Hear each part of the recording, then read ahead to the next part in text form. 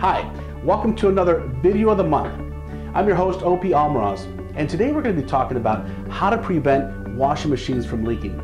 And to show you a step-by-step process on how to do that is Mike from Master Plumbing. Hi, my name is Mike Logsdon with Master Plumbing and Leak Detection. Today we're going to show how to swap out and maintain the proper hoses for the front-loading washer and dryers.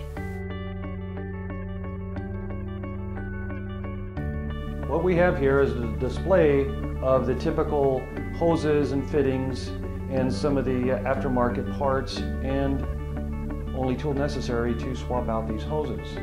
What you typically find as a replacement item is the wire braided supply lines with the captive nuts and everything from your local supply house.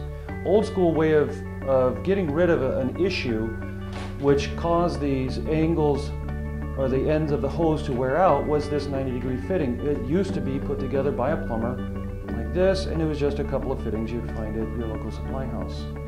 Also, if your laundry supply valves don't come with water hammer arrestor fittings like we have in this case, they make parts like this that also supply a 90-degree angle, which gets rid of a lot of stress off the hose.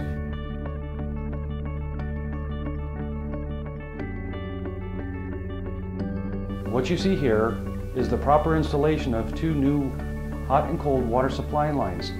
Look closely at the valve in the wall. You'll notice that the captive nuts have 90-degree fittings crimped onto them. The reason for that is it gets rid of undue stress on the hose as well as long-term maintenance benefits.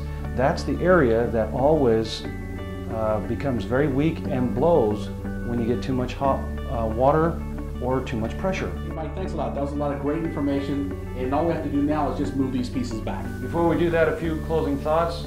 You need to check the hoses roughly about once a year.